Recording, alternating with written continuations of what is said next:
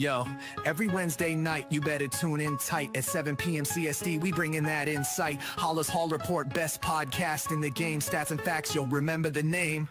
Host Ken Dub got the knowledge on lock. Co-host Woody the Bear fan, talking all that talk. 3 Bear fans chilling, opinions on the side. We're here for the love, riding that Bear pride. Halas Hall, we break it down right. Join us on the journey from day to night. Blue and orange army taking over the scene. 2025's the year, know what we mean. Bear fans unite, it's our time to rise. Sunday mornings, pre-game vibes in the skies. Lions think they're fierce with Dan Campbell's call, but all that greed ain't gonna help them at all. Same old story, we know how it goes. They just can't compete, everybody knows. Minnesota Vikings always talking smack, but when it's game day, they ain't got the knack. Sitting on the couch while we're making a stand. Over here in Chi-Town, we're the best in the land. Halas Hall, we break it down right. Join us on the journey from day to night. Blue and orange army taking over the scene. 2025's the year, know what we mean. Bear fans unite, it's our time to rise. Sunday mornings, pre-game vibes in the sky. Packer fans yell blow pack blow, but can't see the truth. We're stealing the show. Rivalry heated, but we stay real cool. Halas Hall Report, yeah, that's the rule. With every episode, we build that hype. Stats and team news, we got the right type. Fan base strong, we ain't looking back. 2025, it's a win and attack. So gather round fans, put your hands in the air. Every Wednesday night, we're breathing that bear. Join the revolution, watch the magic unfold. Halas Hall Report, we're breaking the mold. Halas Hall, we break it down right. Join us on the journey from day to night. Blue and orange army taking over the scene. 2025's the year, know what we mean. Bear fans unite, it's our time to rise. Sunday mornings, pre-game vibes in the sky. So mark your calendars, don't miss a beat. Every Wednesday night, Halas Hall can't be beat. Stats, facts, team news on deck. Halas Hall Report, what did you expect? 2025, the Bears are here to stay. Blue and orange in the north, leading the way. Hey, good evening, everyone. Welcome to another edition of Halas Hall Report, the Wednesday night edition. Of course, with me as usual is Woody with a new background tonight, Woody. Yeah, kind of like it. Switching it up. Yeah, same here. Switched up. We got rid of the mic and went to the cam mic with this mixer board. Of course, Woody and I have no opinion about anything ever unless it's Penn State or Notre Dame or the Sheagles or the Detroit Red Wings. I might have something to think about them. Any Pennsylvania team? Yeah. You know, but we really don't have many.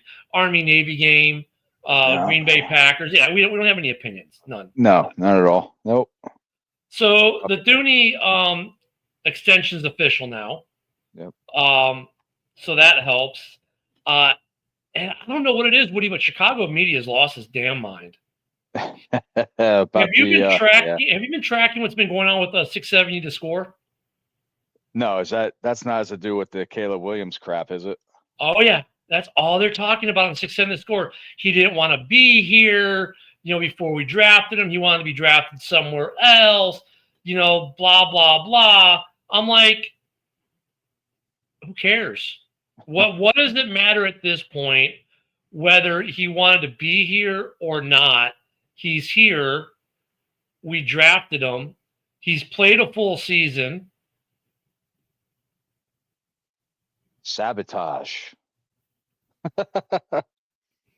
Yeah, I don't believe all that shit until it comes out of his mouth. Now, I heard that they're having an interview after his practice today about what was going on, and there's some reporters saying that he's avoiding the question.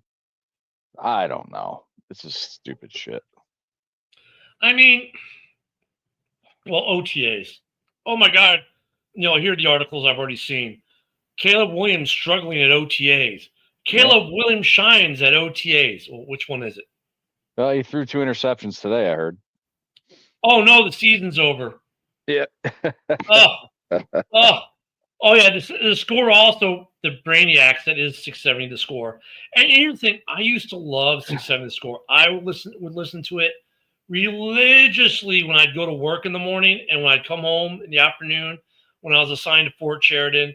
I'd listen to it every day. And that's, of course, we're talking 06 Super Bowl season. The Score was it, man. That was my station I had on 24/7 in the car. Mm-hmm. Now their thing is, don't expect anything from Ben Johnson's offense this year. Really? Okay. Wow. Yeah, I know, right? So if I listen to 670 The Score, I can understand why people in the city who are listening to Chicago media are the way they are. Because Chicago media is like, well, Caleb doesn't want to be here. So I don't know. I guess they're trying to run Caleb out of town already. And, oh, yeah, the offense, don't expect anything from Ben Johnson's team this year because they're not going to be able to learn the offense this year. So I guess, Woody, we should just not even bother this season. We can just pack it in, call it a day, hand the division title to, I don't know, Minnesota, as good as anyone, I guess. Just because I don't want to hear Detroit say they went 3 in a row. But I mean, why are we even bothering? We can just go home. I guess they're running out of stories. I mean, our own Chicago Bears network is saying that shit. Yep, 6-7 The Score. Yep, they are. And it's just like, here's the thing. Like, these are the same guys who are Justin Fields haters. We got to have Caleb. We got to have Caleb. They were pushing the Caleb. Okay, they got Caleb. Now they're pushing the Caleb didn't want to be here narrative. My question is, what does that got to do with the price of tea in China? Nothing. It's expensive everywhere. I mean, so who cares? Let's say it's true. Let's say, Woody, it's true. Caleb didn't want to be drafted by the Bears. He wanted to be drafted by Minnesota. Let's say that was true. Okay, how does that change anything now? Maybe drafting a quarterback next year. I have no idea. It doesn't really. I mean, he's playing for. It's like a business. You're playing for your money, and he's going in the second year of his contract, and he's playing for an additional contract. How does that look for him? Yeah, it's not like he sandbagged last year because he wanted to be drafted by Minnesota. If that were the case, let's break it down another way. Zach Tom, starting right guard now for the Green Bay Packers. Mm-hmm. I met him years back. We're at a local store here. Because they all come down here for Andrew's pre-draft, and I asked him. He didn't know what my fan base was. We were just talking football, and I said, "Well, if there was one place you didn't get drafted, like if you could pick one place you wouldn't get drafted, where would it be?" Ironically enough, because now he plays for the Packers, he said Green Bay. And I said, okay, why Green Bay? He's like, I don't want to deal with the winters up there. The kid's from Louisiana. You know what I mean? I get it. Yeah. He's like, I don't want to deal with winters in Green Bay. Well, he's pretty happy being in Green Bay right now. So even if that story from 600 The Score was right, okay, so he didn't want to be drafted here, but he got drafted here anyways, and that matters now how? Please in the comments, how does that matter? Someone tell us, how does that matter in today? It's like a used car. You're an owner, so you're there. Make your time wisely. Yeah. So that's been the narrative. An update. Were you on? Yeah, you were on. We were talking about the jersey guy, right? The jersey the $2,000 Caleb Williams jersey. No, I wasn't. I don't remember that. Dude on Facebook is selling it. He's posted it in 3 different groups that I'm in. He's got a signed Caleb jersey. It says, I think it says number 1 pick or first round or number 1 overall is the inscription from Fanatics, paying for $2,000. I'm like, and everyone's like, dude, you can get a Brady for $2,000. Mm-hmm. You can get and that's unframed, by the way. Unframed, so I'm like, I could get an Aaron Rodgers, a Brett Favre, an Urlacher. How can you get probably 2 Urlachers for that price? I mean, framed, right? I mean, I could get a bunch of stuff for $2,000 cheaper than that jersey. So yeah, it was funny. One of the groups removed his posting today. Guys so if you're in the market for a Caleb Williams jersey, first off, Fanatics sucks. You can get them for $500 or $600 from Fanatics, and that's still way overpriced. Yep. Fanatics is not for fans. They rip people off. Fanatics is about Fanatics and making their own money. Everyone who is signed with Fanatics, their sportsmen, has doubled, tripled, quadrupled in price. When Justin Fields was a rookie, like right after we drafted him. He was asking $200 for an auto. So if you wanted a jersey or a helmet, like a mini, you're paying roughly $250. I thought that was expensive. Yep. For a Caleb last year, they wanted $450. For $450, I could get a Peyton Manning with Hall of Fame inscription for the same price. I could get a Gronk with inscriptions. I could get a Marino. I could get a Ray Lewis. I could get an Urlacher or two. I have to ask you, what did all those guys have in common playing football in the league? What? They earned their status in the NFL. Yeah, that's what I'm saying. These are like Hall of Famers. I can get Hall of Famers for less money than a guy who at the time didn't even play a snap. Now he's played one season, only won 5 games, wasn't Rookie of the Year, hasn't won any playoff games, has won no awards. The team has won nothing with him. And this dude is pushing, and Fanatics, not just this dude. This guy was unfortunately a victim of Fanatics. And now he's trying to pass that victimhood on to someone else. You know, Fanatics ruins it for fans. I mean, why would you pay that much for Caleb when you can get a Hall of Famer, a guy who's paid his dues for so much less? So I agree. That's an update from the morning show. Because we were talking about that this week. And it blew my mind that some dude was trying to get $2,000 for a Caleb, unframed even. If it was framed and it was a good frame job, I might be able to say, oh, yeah, you might be able to justify it, but unframed, no, not even close. Even framed would be a hard push. Imagine him wearing that jersey out. If it were, well, yeah, you're not going to wear a jersey. I mean, that's not one you wear. It's one you put on your wall. Yeah, absolutely. So, yeah, the sportsman stuff. It's nice, though, that there are more Bears available out there because that's usually been that was the hardest part, especially for the first couple of years I was collecting, like, finding Bears stuff that wasn't just 85 guys. And there's an 85 guys signing coming up here with 312 Autos.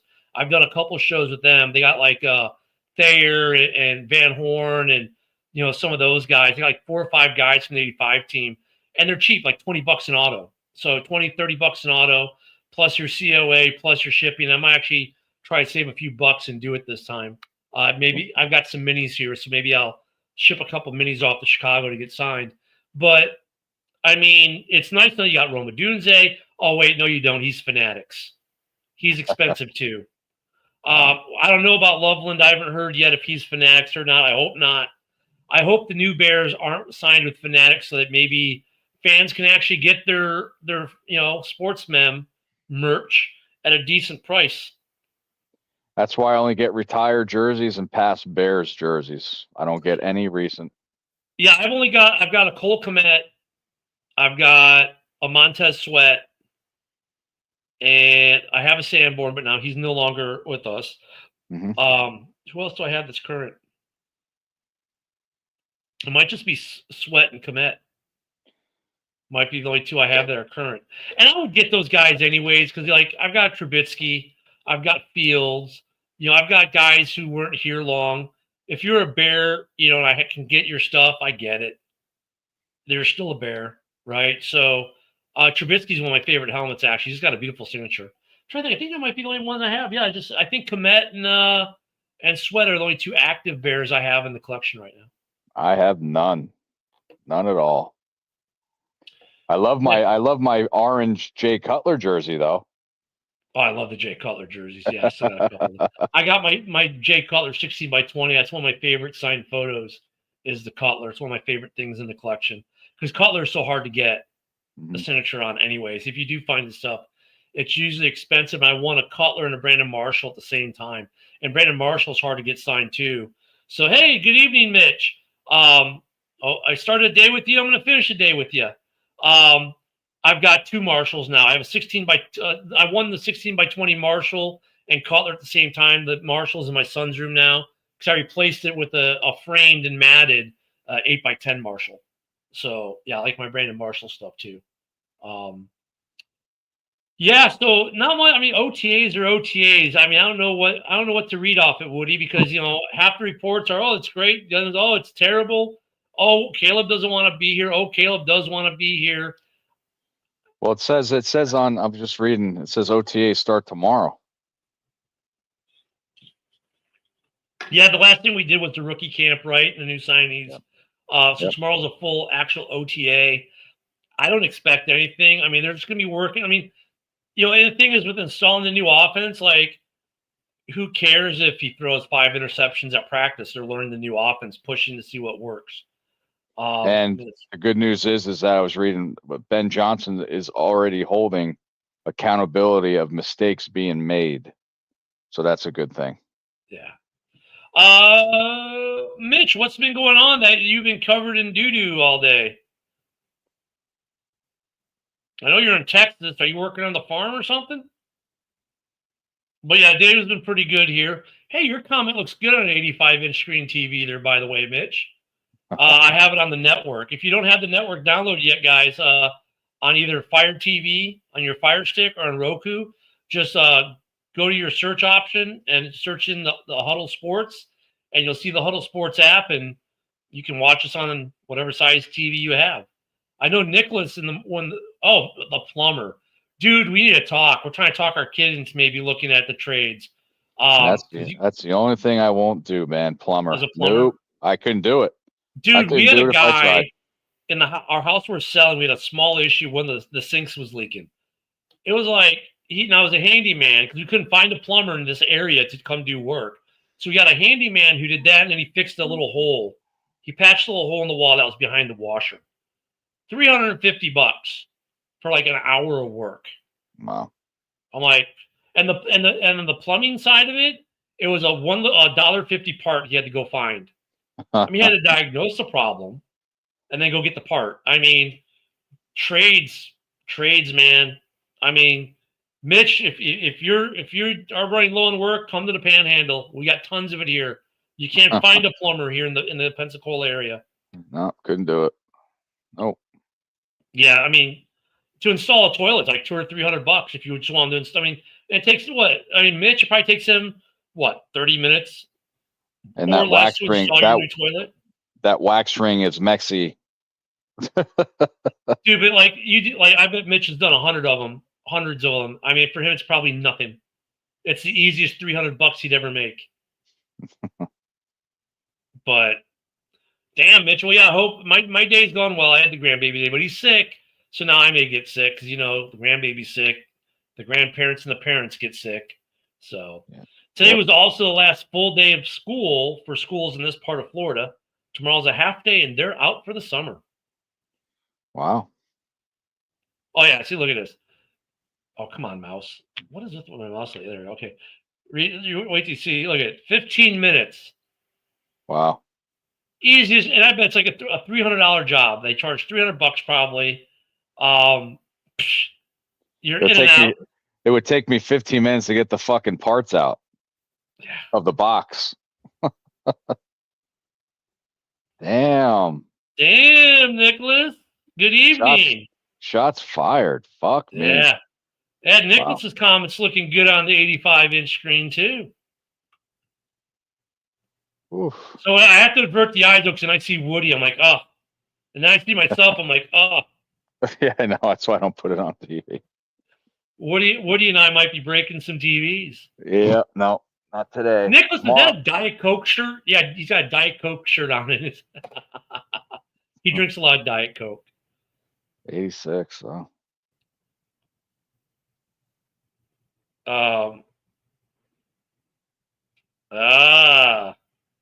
Yeah, you see, that's everything too. You do it for a couple of years, and then you start your own business. You hire some young plumbers, and now you're making money while they do the work. I mean, if you're ambitious, right? Oh, he's got the 86-inch. Yeah, he's an inch bigger. If you're ambitious, some of these guys, like my son-in-law, he's an electrician. He's not trying. He doesn't want to take the test. He's just like happy doing what he does.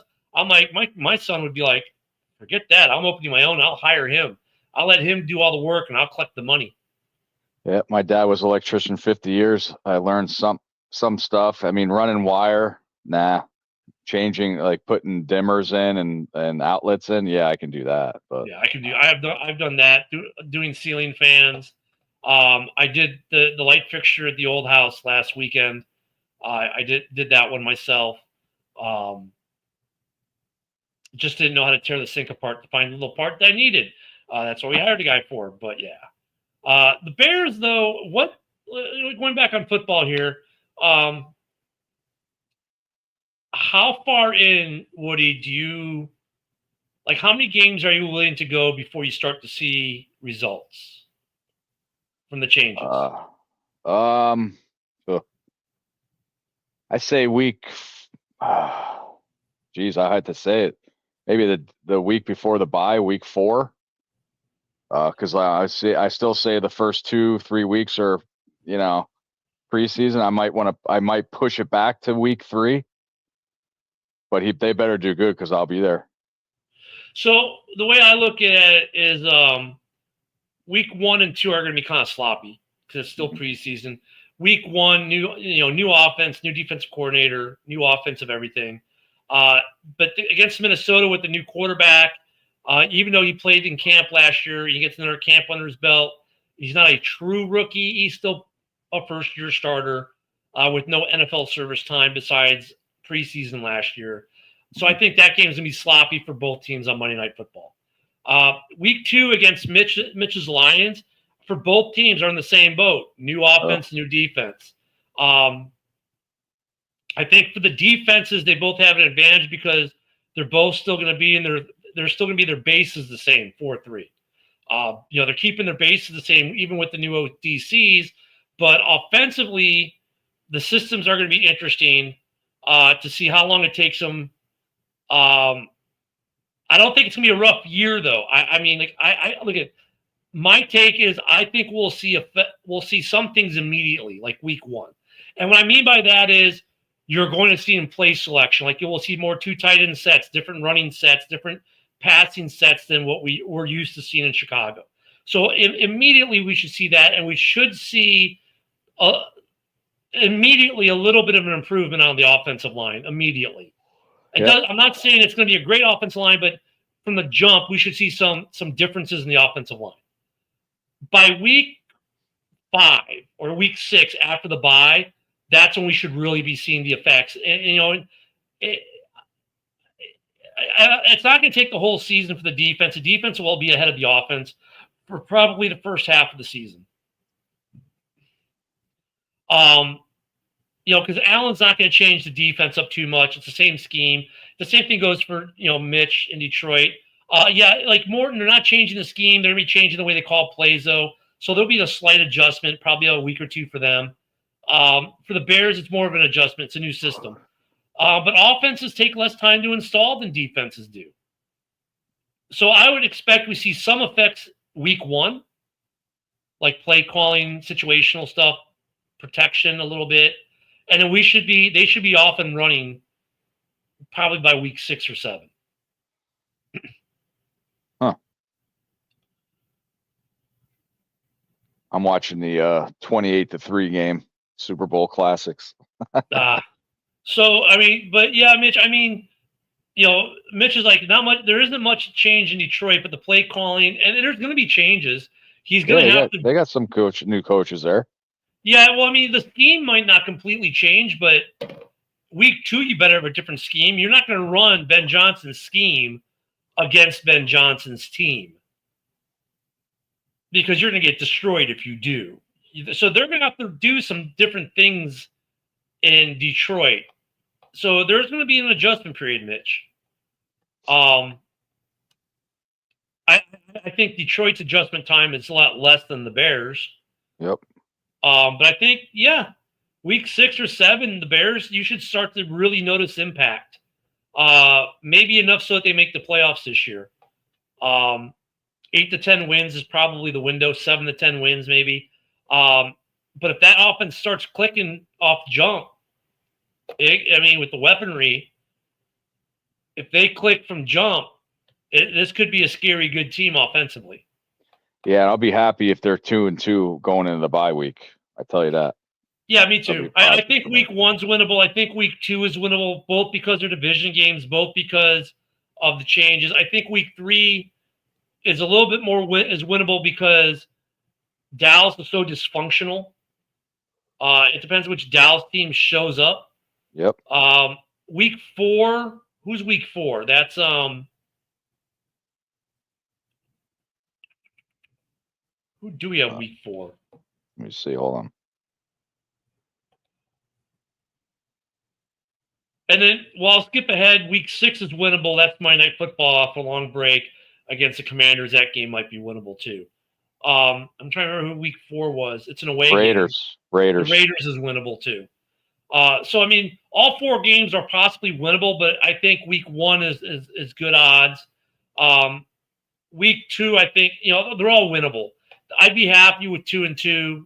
Be thrilled, of course, with 4-0, but I don't think that's going to happen. But all 4 games are winnable on one level or another. I think Dallas, really, their defense with Eberflush is going to be what carries them for the first part of the season, as they learn that defense, because he does call good defenses. The Raider game is winnable. Is winnable with a lot of new stuff going on there. That game is winnable. Nicholas got him a burrito to smash. Nice. Wow. It's Burrito Wednesday, I guess. No, today is National Hamburger Day. Oh, is it National Hamburger? It's funny. Last night my wife was fiending a hamburger, so we went and got some Mickey D's because she was fiending hamburgers. I grilled chicken today, so we didn't follow Hamburger Day. Reverse cowgirl. What does that mean? Oh, I don't know what Jody's talking about. The hell? Yes. Go Jody. Yeah. Yeah. What I'm not. Yeah, they're all winnable games first. Before the bye week. I'm not confident going to Detroit and beating them. I know it's a division game, but you were right. Detroit has a little bit probably less time to get adjusted. I'm not looking forward to that game. The other 3 are very winnable. Yeah, and that's it's funny because that's the one game I'm gonna miss. I'll be on my Alaska cruise for that game, so I'm hoping I'll be able to catch it on the ship. I won't have ship's Wi-Fi this trip, so hopefully I have it in one of the many bars on the ship, or the big jumbo out on the deck. That'd be nice. Well, I'll never forget when me and Jody on our honeymoon, we were playing San Francisco. And that is the only game they could get on TV at the bar. Out of all the games, you posted pictures, yeah. Yeah, I was like, holy shit. I was like, I was all happy and stuff. I didn't miss a game. Yeah, so I might miss week 2. That's going to be a fun game, though. I mean, I would have much rather made that opening game. Like, I wouldn't mind being on the road to Detroit week 1. That'd be, what a way to start the season off, right? Ben Johnson comes home, but that would have been a great storyline. But week 1, you don't need a storyline. It's a great storyline for week 2, that's for sure. So they're going to enjoy that one. That's going to be fun. Yeah, Nicholas, of course, is excited for the season, and he's a Lions fan. So I'll have to throw shade at Nicholas on X that week and talk some smack to Nicholas. Not that I ever talk smack to Nicholas because I don't, but I guess I will in week 2. You better get ready, Nicholas. We're going to do some smack talking. I don't smack talk. I'm the most realist Bear fan out there. Nicholas is going to start making his memes now. Nicholas and I will have a meme war on X. That's what we're going to do. You ready for that? Nicholas, we're going to have a meme war on X. How about the Nicholas Ken profile pic that week? Yeah, can't do that on X because it affects your blue check. Facebook used to be able to do that kind of stuff. On X, it affects your blue check. So you don't want to mess with your profile picture on X much if you're like we are, if you're verified. The memes, I'm telling you, we're gonna have some good memes that week. I know I'm gonna have a couple for Mitch. Memes are fun. I can't wait for the NFL season so I can do some NFL memes. The political memes can be fun, and I do some of them, but on X. But I'm starting to kind of like do less politics and just more football on X. And I can't wait to do some good football memes. I love making memes. And if you do make memes, use Create a Meme. I use Create a Meme. It's a great little website. It's just classic.create.a.meme. It's a great little template builder. I use that to build all my memes. It's easy to use. It's free. He's got a great website there with Create a Meme. I think Nicholas uses it too. I know our buddy Magnetic Norse uses it, and a couple other memers we know on X. Great little memes. I can't wait to make some football memes. Actually, I'm going to see if he can make me some football shells on his website. I'm going to have to message him and say, hey, can you start putting some NFL football shells on there so we can make some good memes? Yeah, good football memes, man. Because then we can start using them on the show, like when we do stuff like, like when Mike makes this kind of stuff, right? We can, but make memes. So, yeah, no tush. The tush push made it. 5 teams stopped it. I wonder if they'll make it another year. Like, and then you can do AI and do stuff like this. The Pope is a Bears fan. So the Bears are going to win many games this year, just for that. But yeah, I mean, I'm gonna hate missing week 2. Week 2 is not gonna be fun to miss. Well, it's gonna be fun. I'm gonna be on a cruise, but Yeah.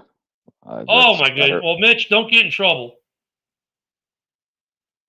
Yeah, at least you didn't call her the ball and chain.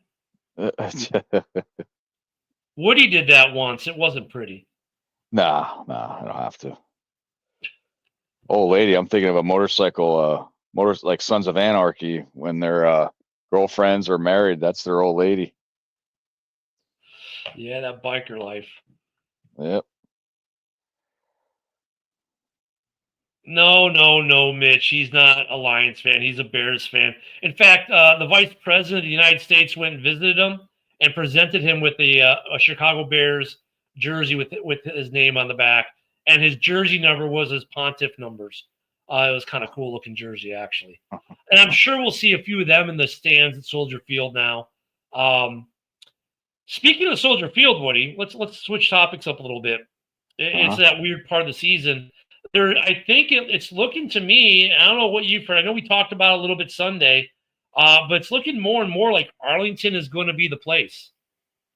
Yep, I won't see it. I'll have to see it to believe it. Like I told you before, I heard a different issue. So as soon as they start building, they start grounding the stadium in Arlington Heights, I'll start believing it then. We never believe the guy you met a couple months back. I mean, let's face it, I was thinking, 5 months ago now? Yeah, a lot's changed, but I think there's some truth to his story though. And then because he said, correct me if I'm wrong, they were using it as leverage. Yep, correct. The thing is, leverage only works if you're going to use if you're willing to use it. And I think the city kind of called the bluff on it. And the Bears said, "Fine, we're going to use it," because the city really never did anything. And then the mayor keeps saying and doing stupid shit in Chicago. I am not surprised the Bears are going to Arlington. John Dorn. John, I did talk to Sarah last show, and she said she liked you. This is true, John. Yep. If Justin Jefferson is just her fantasy, she said you could be her reality. And she's a paralegal, so I mean, your legal work. Hey, right? Yep. Deep discounts from you're out in the woods and you hit the wrong thing. And she likes to sleep late. This is true. I don't know though if she would like being in John's cabin out in the middle of nowhere with the outhouse. The outhouse. It's like that's the other. I know off football. Phil Robinson passed away a couple days ago from Duck Dynasty. Yeah. It reminds me of John if he had a larger beard, longer. But I love that show, and I was actually he is football. He actually backed up Terry Bradshaw. Yeah, he did. I remember hearing about that. He played and Terry Bradshaw said he was a hell of a football player. He should have gone to the NFL. Yep, but he ended up going shooting ducks. Yep. Oh, Mitch, there you go. Mitch is saying no, Sarah is his. Well, Mitch, she's a Vikings fan though. Would that be a little weird, or would that be okay with you? That's the question. Does the relationship trump the football team? This is the main question. Would they have one of those cool little house divided flags? Look, even Nicholas is like, dude, that wouldn't work, right? Like, that's not going to work. Like, right. Nick's like, come on, man. Come on. And hey, I said Detroit Lions were a linebacker away. They signed Zach Cunningham yesterday. Woo! Championship. Isn't he a little bit past his prime? Yeah. He played with the She-Eagles. Yep. Yep. Yepper. Oh, jeez. Wow. Wow. The stuff we say here on this show, I tell you. I say that's jealousy right there, John. I think so. Wow. Look at John. John is not only jealous of Mitch now, but he's been jealous of our quarterback for a long time. Yeah. Okay. I'll get him started on that. He was jealous when the Bears had Matt Nagy coaching their team. Yeah, he So was. yeah, I'll tell you what though, I did something. Oh wait, hold on. Bears or Packer fans, never a Vikings fan. There you go. wow. Wow. Did she come out and say that, Mitch? I know, Mitch. That's saying something. That's very aggressive statement. Very. But Woody and I have no opinion on that because we don't have opinions. No. None. I just want to None. know some facts here. Yeah, that's woof. Was your ex like a Packers fan? Mine? That'd be my next question. Oh, No, no. like Mitch's. Yeah. Oh. Yeah. Looking at the division, though, speaking of these teams and being jealous of quarterbacks, where do you see it, the ranking of quarterbacks in this division right now? Ooh. I would have to say JJ would be fourth right now, just because he hasn't played. Right. So I put Goff number one. Making Mitch happy there. Right. And that's a whoo. Now we're going individual or team? Individual. Wow. Team is the whole nother level because now you're talking coaching, scheme. Okay. Can the linemen protect? Can the receivers actually catch? Or are they just running? Yeah, that entails a lot more. Just straight up quarterback. Because decision making, arm. Yeah. If John ever. Oh my God. Anyway. Yeah, I'll throw that back up. Oh man. You say individual. I have to see if the offensive line works for us. I say Caleb has a better year than Jordan Love does. Yeah, I think Jordan Love is an prove it year kind of situation. I know I've been kind of saying this is like he got the big paycheck based off basically a half a season.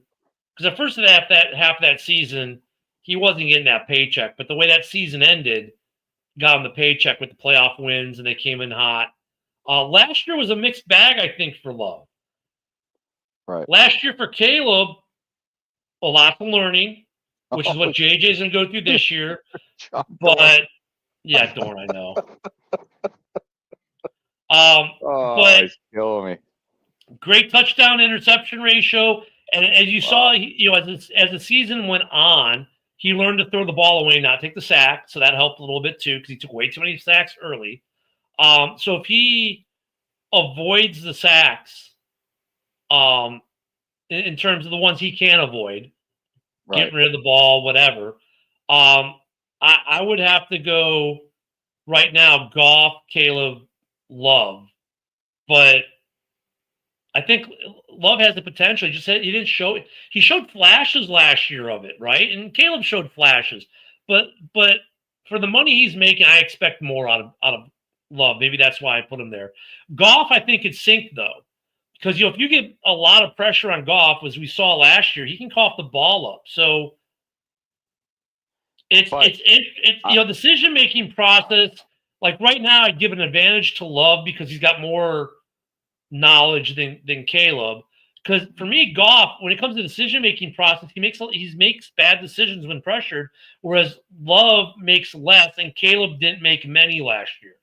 So, based off last year, like really, I can almost say Love, Caleb, then Goff. But I mean, really, the separation between these quarterbacks, those three quarterbacks, I don't think is a lot right now.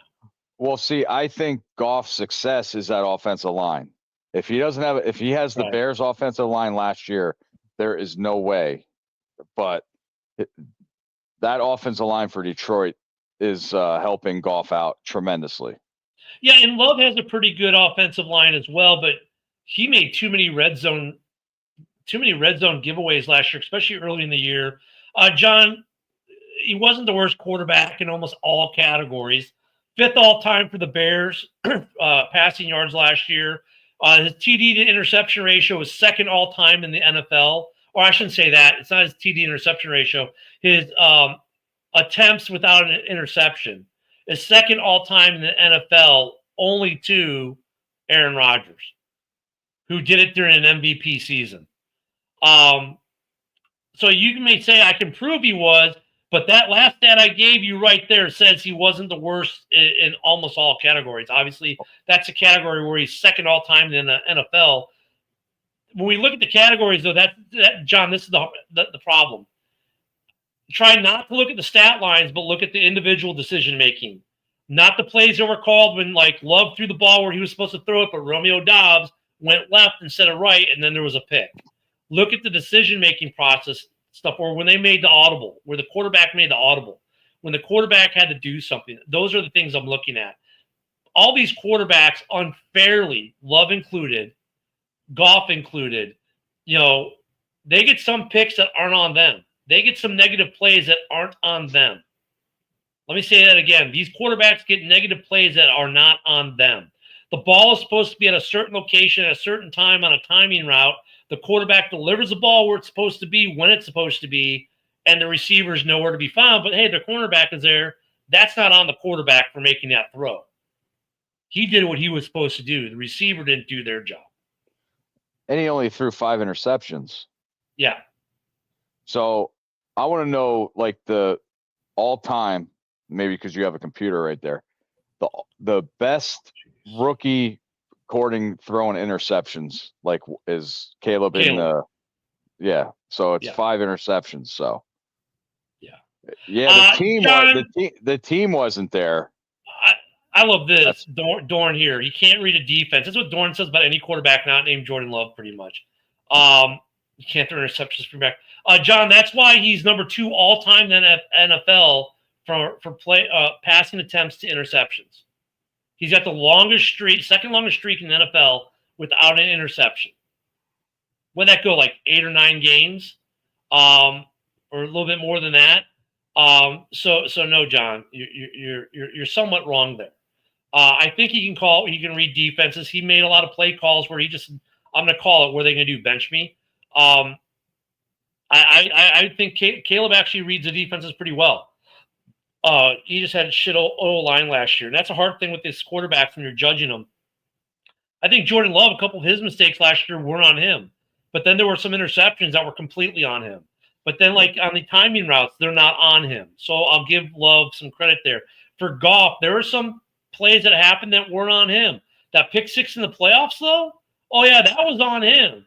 Because that wasn't a timing route thing. He was scrambling out a little bit and just made a bad throw. That throw was on him. So when Goff gets pressured, he tends to try to force the ball. Love doesn't really force the ball, but sometimes he makes so it's gonna be hard to judge now. It's hard to judge quarterbacks with their teams, but I think Love's kind of got a little bit of a make or break year. Goff, I think, is the potential for a slide. Mitch says, "Oh, we did a massive. They upgraded their O-line. Did they really? They've lost some guys. I don't know." John says that we always blame the O-line, yet the proof is in the pudding with how many sacks and how many busted coverages and everything. The O-line statistically was one of the worst O-lines in the league. So I think that would lend credit to that, John, that the O-line was bad when their stats are terrible. And that, of course, leads to Caleb not having as good of a season as he could have if he had a better O-line. He still had a pretty good season. It wasn't great. It was pretty good, though. Judge Judy can judge. Thank you, Mitch. Thank you, Nicholas. I don't know. It's good. I think, though, JJ's got a learning curve.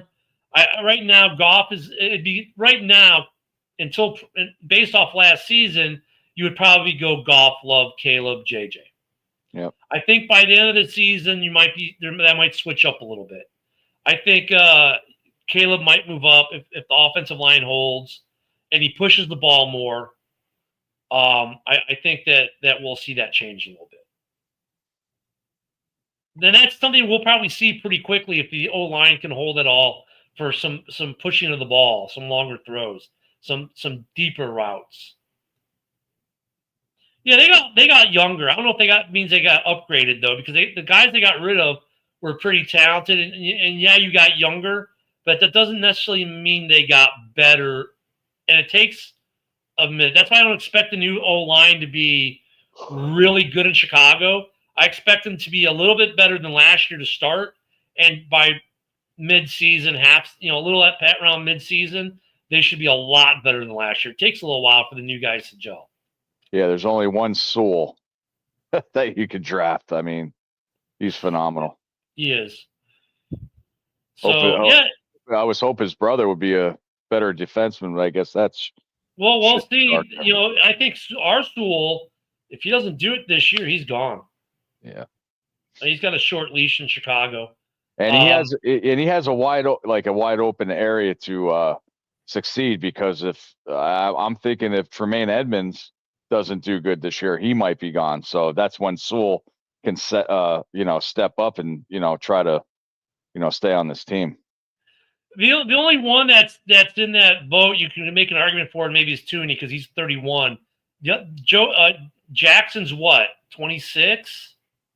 Jonah Jackson? Yeah. He's on his second contract. This is year 2 of his second contract. So he's been in the league, 4 or 5 years? And same thing with our center. So they're not, I wouldn't say that, John. He's 28. 28, yeah. So you're not there yet. But they're going to be. There was a little decline in Detroit and the O-line for sure. I think they tried to address it by going younger. I don't know if that's an upgrade yet. It's going to take a minute. Mitch, you might be proven right by mid-season, but I think in the initial part of the season, they're going to be it's not going to, it's a little bit going to be a drop off to start, and then it'll improve and get better. I think that'd be pretty fair to say. When the first couple of weeks are going to be so sloppy, I hate the way we do preseason now. It's just like, oh, so sloppy. Wow, we do look pretty bad on an 85-inch screen TV, Woody. Yeah, I know. Our backgrounds look good, though. The comments look really good on there. Well, hopefully, because, sometimes, players go to different teams, the injuries die down a little bit. So hopefully Dahlman's our center of the future. And, Ben Johnson, obviously, signed up Jonah Jackson. So we'll see how that goes. Yeah, Jonah Jackson, he was good in Detroit and healthy. And then he got to L.A. and got an injury last year. So I wouldn't call him injury prone. I don't think he had injury issues when he was in Detroit. That's why the Rams gave him the big contract. Yeah, with our center, I do worry about that, but maybe change of venue. Because, they're like, Swift is injury prone the last 2 seasons he hasn't been. So I don't know. No Wilson's on the show. What? Oh, I can become. Yeah, I know the comments aren't covering anyone's eyes. This morning, the comments, one of them was so big. When I put it up, it made it so all you saw from Joe was his eyes. We were calling him Wilson this morning. Wilson. Yeah. He passed away too. He did. The guy who played Wilson. Yep. Yeah. Yeah. Yeah. There we go. Yeah. Yeah. Swift has not been injured in Chicago, but I think though sometimes it's change of scheme, injuries. The change of coaching can be that much of a reason. This is the part of the season, guys. Honestly, it sucks. OTAs. Like I said, you're going to see these are what you're going to see. Pick a team. So I'll just insert quarterback name here. Quarterback struggles at OTAs, throws too many interceptions, season in doubt. Then the other headline you'll see is quarterback shines, beautiful dime passes, season looks bright. Insert your quarterback name there because you're going to see both every OTA.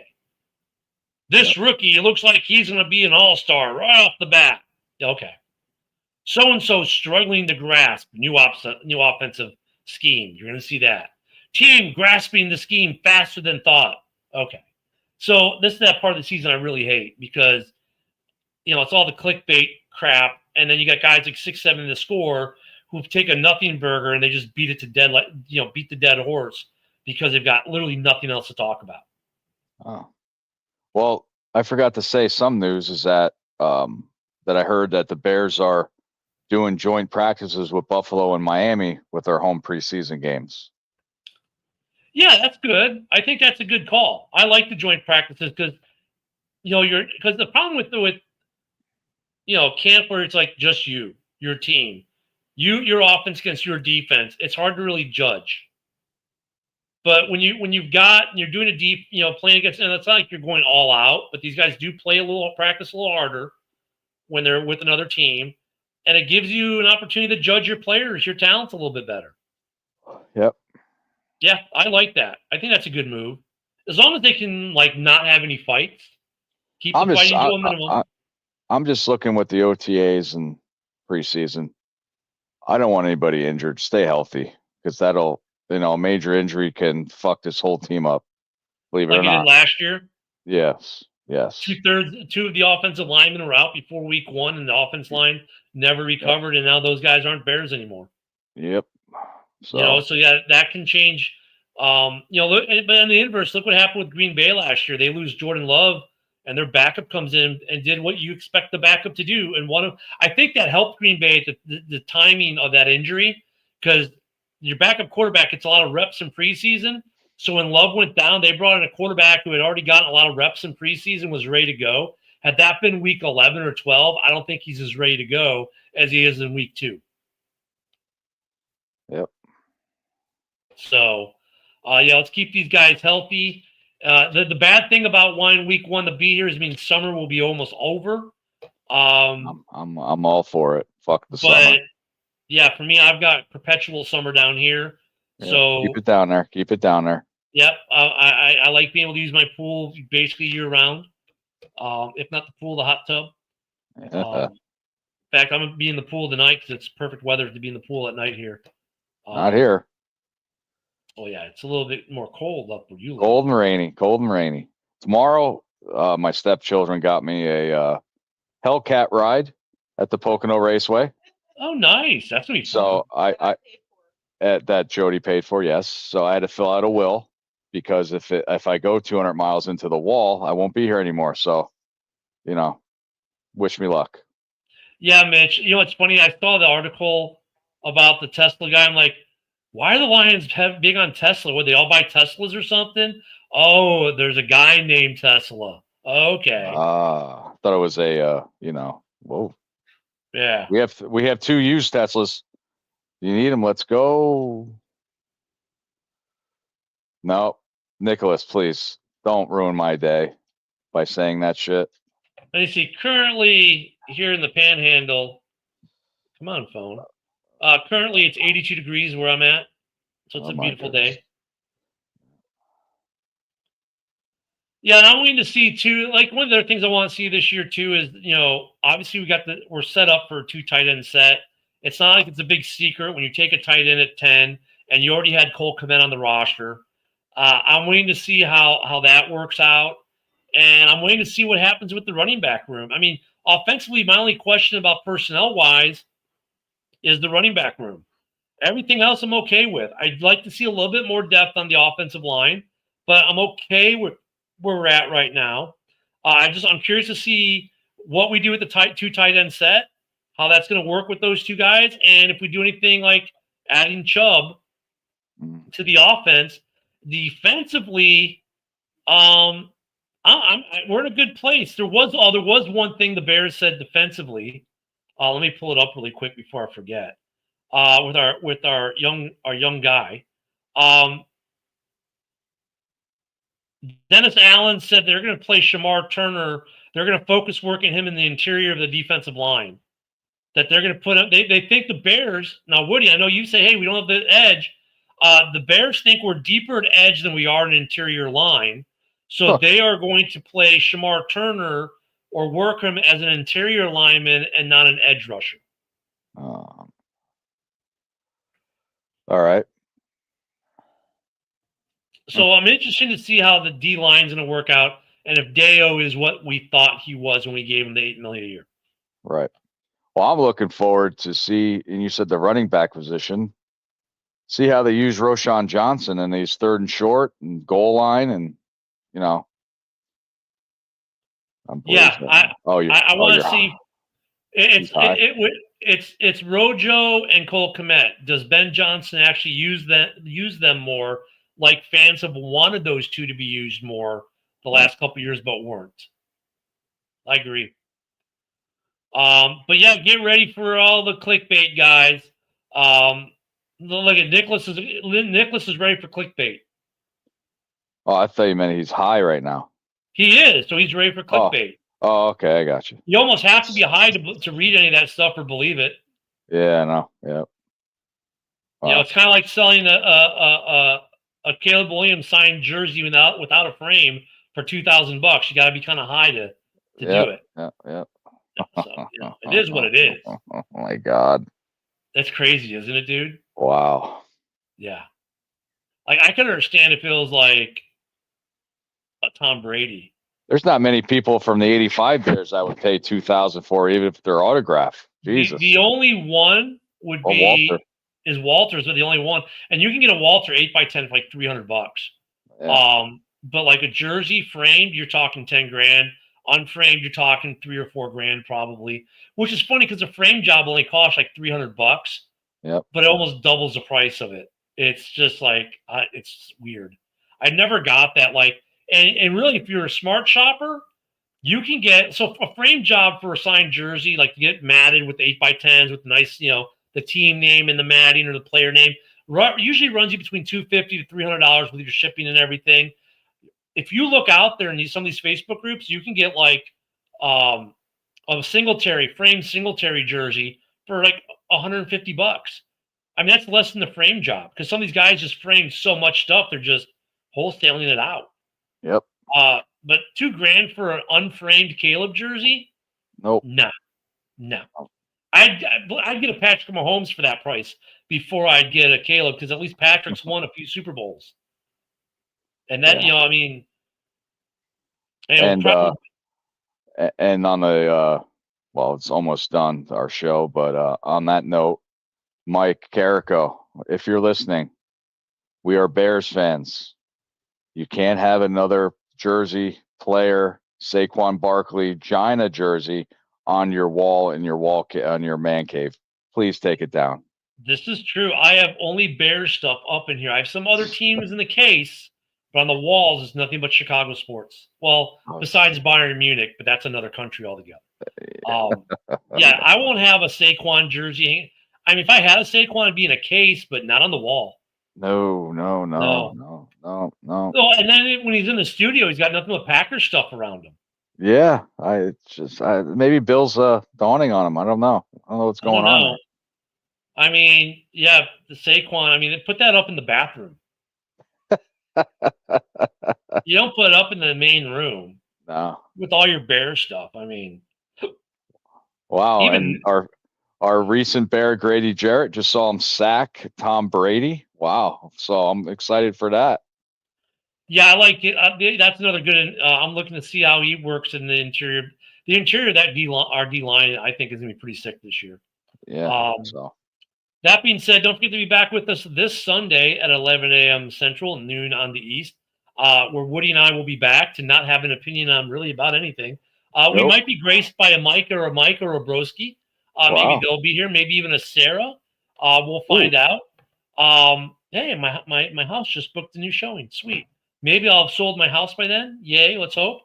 Don't forget tomorrow morning, Ken and Ken in the morning, every morning, Monday through Friday at 10 a.m. Central, 11 on the East, followed by JB, because we send to him for the Bear Show too. The Lions Show that follows us every day in the morning show, followed by noon by the Huddle. What are we calling the noon show? The Huddle something or other they call it, the noon show. And the Packers are on Friday, the Backer Boys Friday night. And then we've got open mic on Saturday, Red Zone Rant on Sunday before Halas. So a lot of stuff on the network. Please go download the Huddle Sports app on your Roku or Amazon. Watch us anywhere you have that. And then you can watch us on your phones wherever you're at on demand. So thank you everyone for joining in tonight. Thank you for the comments, Woody. As always, my friend. Bear down. Bear down. We'll see y'all later. See ya.